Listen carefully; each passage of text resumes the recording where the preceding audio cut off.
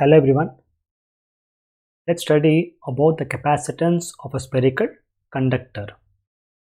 Now recall that for a spherical conductor as seen here, if we assume that the charge present on top of it is say capital Q, then for this capacitor or for this conductor, electric field on the surface is given as K Q by R square. It's already been proved in the previous sections, go back and check it. Now we want to find the capacitance.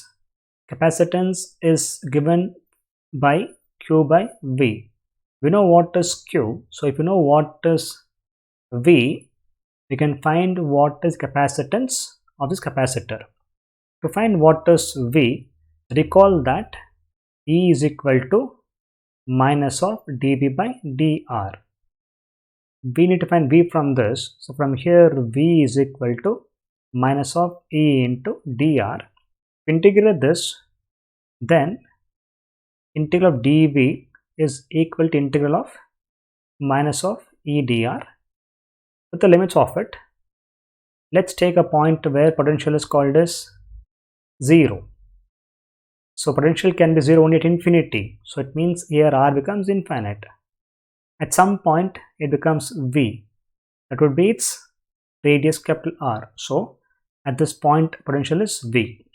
We solve this further, then what we get from here is it will be V only, limits are V and 0, that's minus of, we need to integrate this.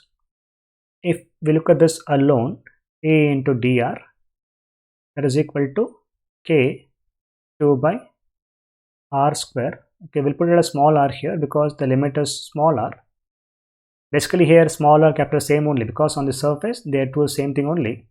We'll write this as small r square because the variable is small r. Keep in mind that r square into dr, that's integral of it, and that is equal to kq comes out, and what remains is integral of r power minus 2 dr remains, that is equal to kq r power minus 2 plus 1 by minus 2 plus 1, that is equal to minus kq by r. I put it back here, got a minus sign here, this is minus sign, and this term here is equal to minus of kq by r. The limits are 0 to capital R.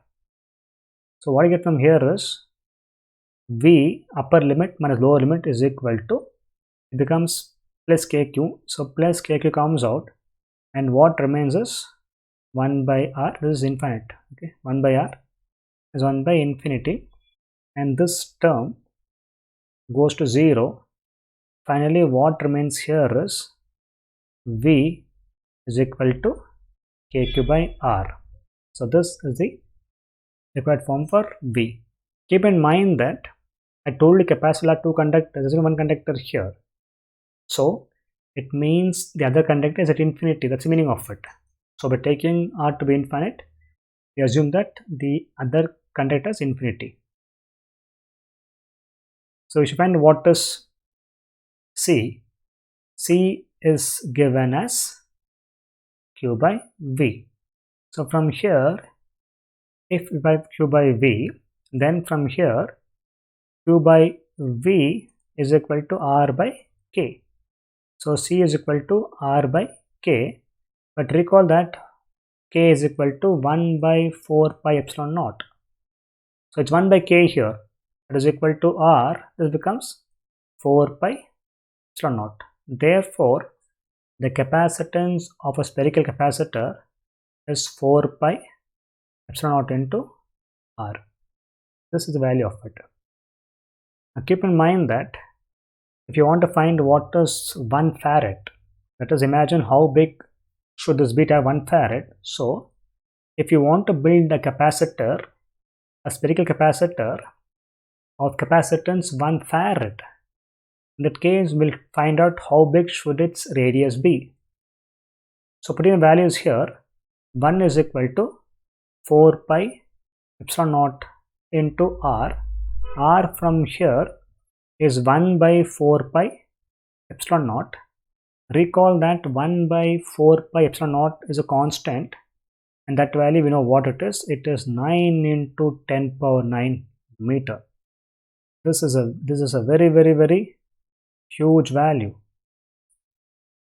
That is, the radius would be 9 into 10 power 6 kilometer. That is, it should be 9 million kilometer. It's a very big capacitor. In fact, the earth radius is around 6,400 kilometer.